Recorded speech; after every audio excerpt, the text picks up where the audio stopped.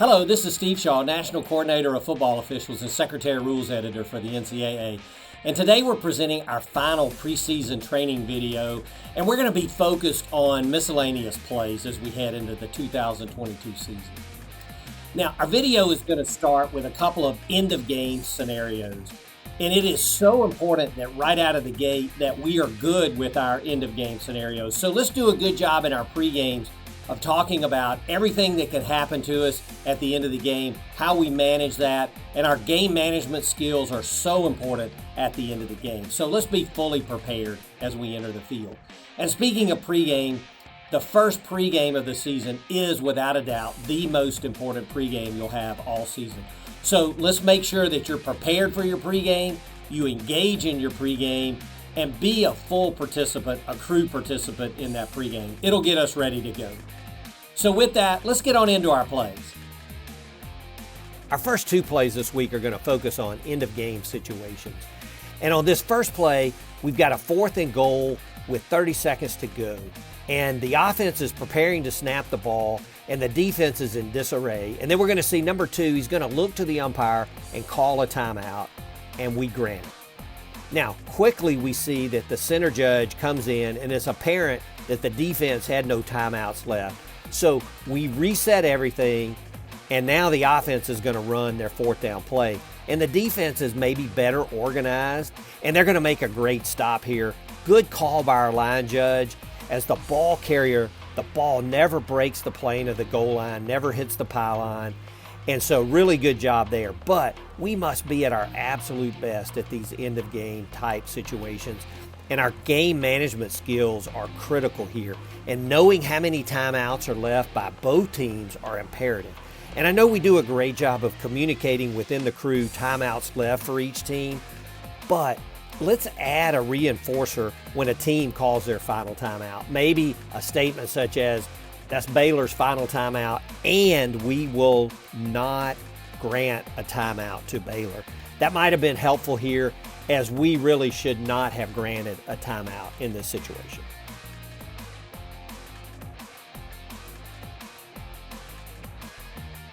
Play 2, we've got 4th and 1 inside the 10 with 7 seconds remaining in the game. And we've got to be at our best here. Now the offense, they're going to throw a pass out into the flat near the boundary, and we've got indecision by our headline judge. But ultimately, we're going to rule a completed pass beyond the line to gain and inbounds, and the clock is stopped with 2 seconds left. Now the first point here is, even in these end-of-game situations, we need to be solid with our calls. Don't rush them. And maybe if we stay patient here with this play, we consider an incomplete pass. But what I really want to focus on is our game management by the referee and center judge here. Now, the crew does a really good job of relaying the ball to the center judge, and we get the ball down very efficiently.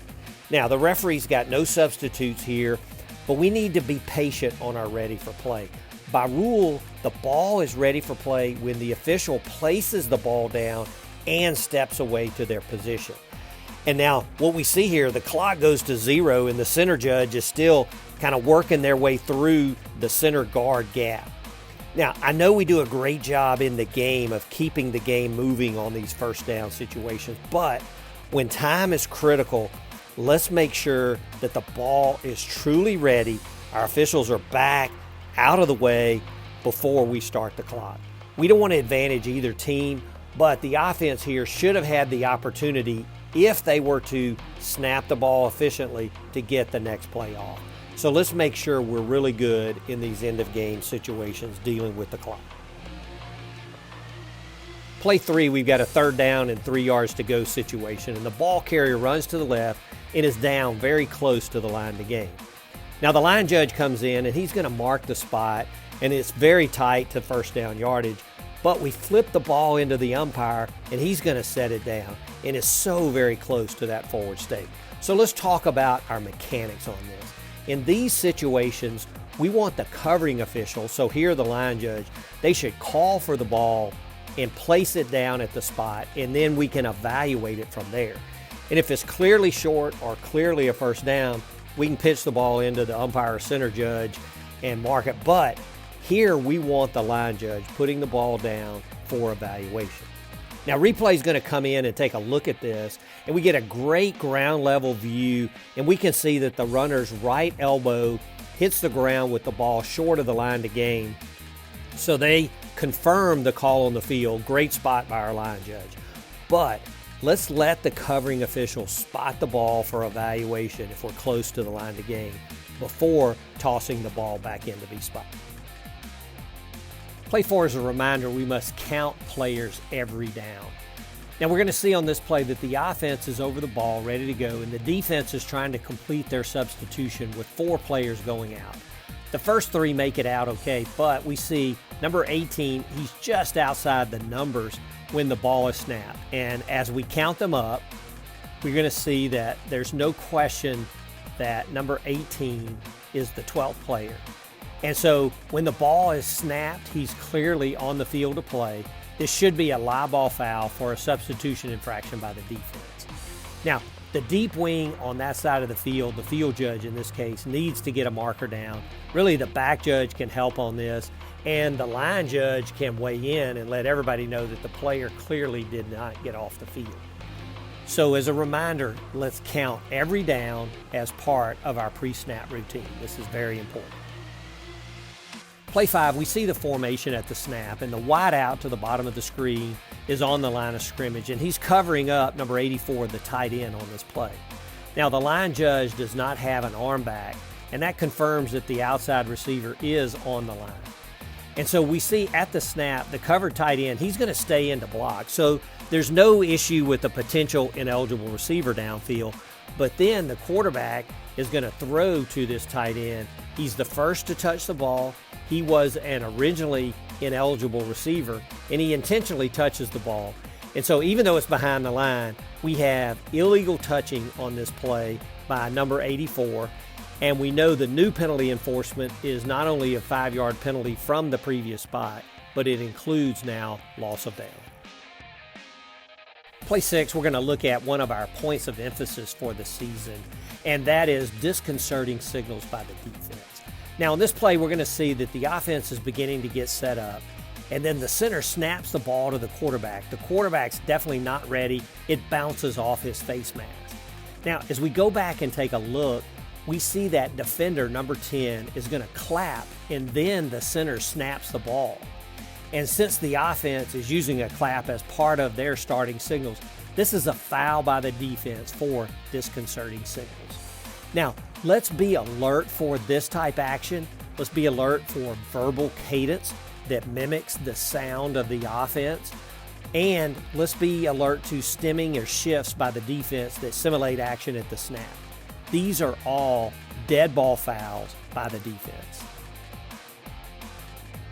Play 7, and to balance our previous play, the offense also cannot simulate action at the snap. And we're going to look at a situation here where we've got a 4th down play, and then the quarterback's going to rush under center, and then he's going to try to draw the defense offside. And really, the quarterback's going to bob his head. The second time, the crew finally just shuts the play down and penalizes the offense for a false start. So this is good judgment here. We can't let the offense get an advantage by a head bob or a jerk by the center. That's a false start. Our last play is actually a 3-play vignette, and we're going to be focused on forward progress. So we know by rule that the ball is declared dead when a ball carrier is so held that their forward progress is stopped. And we also know that it's a foul for aiding the runner if the ball carrier grasps a teammate or another teammate grasps, pulls, lifts the ball carrier to assist in his forward progress. But there's no prohibition around a teammate pushing a player. So as we work into our plays, this first play, we have a 4th and 1 situation, and the offense is going to run a quarterback sneak. And what we're going to see is the quarterback gets a push from his teammates. And as we watch this, progress has never stopped in this. And finally, the quarterback's going to break free for a big gain. And this is a legal play as progress was never stopped. But let's contrast that with our second play in the vignette. And what we see is the offense is snapping from about their own 18. The runner is going to break through to about the 26-yard line where really the play is stopped, progress is stopped, and then we get the big push by Lyman. And we want this ruled at forward progress, right where the progress was stopped, right around the 26-yard line. Now, why do we want this stopped? It's a player safety issue. So to illustrate the player safety on our third play, we see a completed pass, and then after the catch, the runner's going to be stopped right about the 20. And then we see a flag from our umpire. And as we go back and take a look at replays, and we get two good views of this, we see number 50 from the offense. He's coming in to drive the pile, but he's just going to waylay a defensive player in the back right around the pile. And so that's why we want to get this action stopped, to protect the players and really do a good job on ruling when progress is stopped, killing the play. Well, that's it for our final preseason training tape of the season. And I hope these miscellaneous plays are helpful as you prepare for Game 1. And so best of luck to everyone in their first game. Let's take all this off-season work and translate it into great performances during Week 0 and Week 1. Best of luck to all.